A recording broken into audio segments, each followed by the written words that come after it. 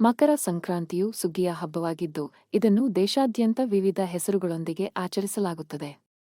ಪ್ರತಿಯೊಂದು ರಾಜ್ಯವೂ ತಮ್ಮ ಸಂಸ್ಕೃತಿ ಮತ್ತು ಸಂಪ್ರದಾಯದಂತೆ ಹಬ್ಬವನ್ನು ಆಚರಿಸುತ್ತಾರೆ. ಸುಗ್ಗಿಯ ಕಾಲವನ್ನು ಭಾರತದಲ್ಲಿ ಸಂಕ್ರಾಂತಿ, ಲೋಹ್ರಿ, ಪೊಂಗಲ್ ಮತ್ತು ಬಿಹು ಮುಂತಾದ ವಿವಿಧ ಹೆಸರುಗಳಿಂದ ಆಚರಿಸಲಾಗುತ್ತದೆ. ಕರ್ನಾಟಕದಲ್ಲಿಯೂ ಸಂಕ್ರಾಂತಿಯನ್ನು ಸಂಭ್ರಮದಿಂದ ಆಚರಿಸಲಾಗುತ್ತದೆ. ಮಕರ ಸಂಕ್ರಾಂತಿಯು ಸೂರ್ಯನೊಂದಿಗೆ ಸಂಬಂಧವನ್ನು ಹೊಂದಿದ ಹಬ್ಬವಾಗಿದೆ. ಈ ಹಬ್ಬವನ್ನು ಸೌರಚಕ್ರಗಳ ಆಧಾರದ ಮೇಲೆ ಆಚರಿಸಲಾಗುತ್ತದೆ. ಸೂರ್ಯನು 6 ತಿಂಗಳ ಕಾಲ ಉತ್ತರದ ಕಡೆಗೆ ಚಲಿಸುವ ಸಮಯ ಇದು. ಇದನ್ನೇ ಸೂರ್ಯನ ಉತ್ತರಾಯಣ ಸಂಚಾರ ಎಂದು ಕರೆಯಲಾಗುತ್ತದೆ. ಹಿಂದೂ ಕ್ಯಾಲೆಂಡರ್ ಪ್ರಕಾರ ಸೂರ್ಯನು ಮಕರ ರಾಶಿಯನ್ನು ಪ್ರವೇಶಿಸಿದಾಗ ಮಕರ ಸಂಕ್ರಾಂತಿ ಹಬ್ಬವನ್ನು ಆಚರಿಸಲಾಗುತ್ತದೆ. ಈ ಹಬ್ಬದ ಕುರಿತು ಒಂದಿಷ್ಟು ಮಾಹಿತಿ ಹೀಗಿದೆ ನೋಡಿ. ಸಂಕ್ರಾಂತಿಯನ್ನು ದೇವತೆ ಎಂದು ಪರಿಗಣಿಸಲಾಗುತ್ತದೆ. ದಂತಕಥೆಯ ಪ್ರಕಾರ ಸಂಕ್ರಾಂತಿಯು ಶಂಕರಾಸುರ ಎಂಬ ರಾಕ್ಷಸನನ್ನು ಕೊಂದಿತು. ಮಕರ ಸಂಕ್ರಾಂತಿಯ ಮುಂದಿನ ದಿನವನ್ನು ಕರಿದಿನ ಅಥವಾ ಕಿಂಕ್ರಾಂತ ಎಂದು ಕರೆಯಲಾಗುತ್ತದೆ. ಸಂಕ್ರಾಂತಿ ದೇವತೆಯನ್ನು ಹೊರತುಪಡಿಸಿ ಮಕರ ಸಂಕ್ರಾಂತಿಯನ್ನು ಭಾರತದ 2 ಮಹಾಕಾವ್ಯ ಗ್ರಂಥಗಳಾದ ಪುರಾಣಗಳು ಮತ್ತು ಮಹಾಭಾರತದಲ್ಲಿ ಉಲ್ಲೇಖಿಸಲಾಗಿದೆ. ಕೆಲವು ನಂಬಿಕೆಗಳ ಪ್ರಕಾರ ವೈದಿಕ ಋಷಿ ವಿಶ್ವಾಮಿತ್ರನು ಈ ಹಬ್ಬವನ್ನು ಆಚರಿಸಲು ಪ್ರಾರಂಭಿಸಿದನು ಮತ್ತು ಮಹಾಭಾರತದಲ್ಲಿ ಪಾಂಡವರು ತಮ್ಮ ವನವಾಸದ ಸಮಯದಲ್ಲಿ ಈ ಹಬ್ಬವನ್ನು ಆಚರಿಸಿದರು ಎನ್ನುವ ನಂಬಿಕೆಯಿದೆ. ಮಕರ ಸಂಕ್ರಾಂತಿಯು ಸೂರ್ಯ ದೇವನಿಗೆ ಮೀಸಲಾಗಿದೆ. ಈ ಹಬ್ಬವು ಹಿಂದೂಗಳಿಗೆ ಉತ್ತರಾಯಣ ಕಾಲ ಎಂದು ಕರೆಯಲ್ಪಡುವ 6 ತಿಂಗಳ ಮಂಗಳಕರ ಅವಧಿಯ ಆರಂಭವನ್ನು ಸಂಕೇತಿಸುತ್ತದೆ.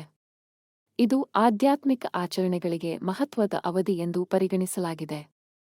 ಮಕರ ಸಂಕ್ರಾಂತಿಯ ಸಂದರ್ಭದಲ್ಲಿ ಗಂಗಾ ಮತ್ತು ಜಮುನಾ ಸಂಗಮದಲ್ಲಿ ಲಕ್ಷಾಂತರ ಜನರು ಪವಿತ್ರ ಸ್ನಾನ ಮಾಡುತ್ತಾರೆ.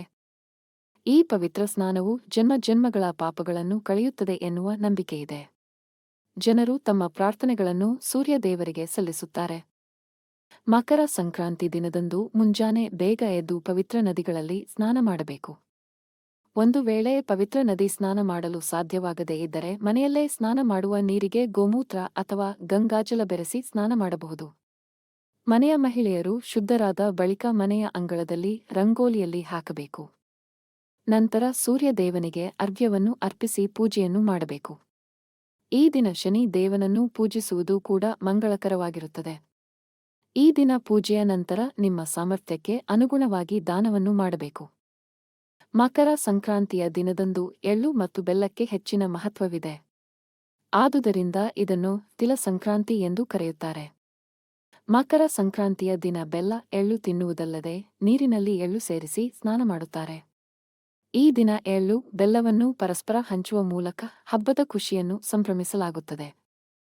ಮಕರ ಸಂಕ್ರಾಂತಿ ಹಬ್ಬದ ಸಮಯದಲ್ಲಿ ಕಂಡುಬರುವ ಅತ್ಯಂತ ರೋಮಾಂಚಕ ದೃಶ್ಯಗಳಲ್ಲಿ ಒಂದು ಚಳಿಗಾಲದ ಬೆಳಗಿನ ಆಕಾಶದಲ್ಲಿ ಮೇಲೇರುತ್ತಿರುವ ವರ್ಣರಂಜಿತ ಗಾಳಿಪಟಗಳ ದೃಶ್ಯವಾಗಿದೆ. ಗಾಳಿಪಟ ಹಾರಿಸುವ ಸ್ಪರ್ಧೆಗಳನ್ನು ವಿವಿಧೆಡೆ ಆಯೋಜಿಸಲಾಗುತ್ತದೆ. ಅನೇಕರು ಈ ಆನಂದದಾಯಕ ಚಟುವಟಿಕೆಯನ್ನು ದೇವರುಗಳಿಗೆ ಕೃತಜ್ಞತೆ ಸಲ್ಲಿಸುವ ಒಂದು ರೂಪವೆಂದು ಪರಿಗಣಿಸುತ್ತಾರೆ. ವಿವಿಧ ಪ್ರದೇಶಗಳಿಗೆ ತಕ್ಕಂತೆ ಮಕರ ಸಂಕ್ರಾಂತಿ ಆಚರಣೆಯ ವಿಧಾನವು ಭಿನ್ನ ಭಿನ್ನವಾಗಿರುತ್ತದೆ. ಒಂದು ಸ್ಥಳದಿಂದ ಇನ್ನೊಂದು ಸ್ಥಳಕ್ಕೆ ಹೋದಂತೆ ಮಕರ ಸಂಕ್ರಾಂತಿ ಆಚರಣೆಯ ವಿಧಾನ, ಅದನ್ನು ಕರೆಯುವ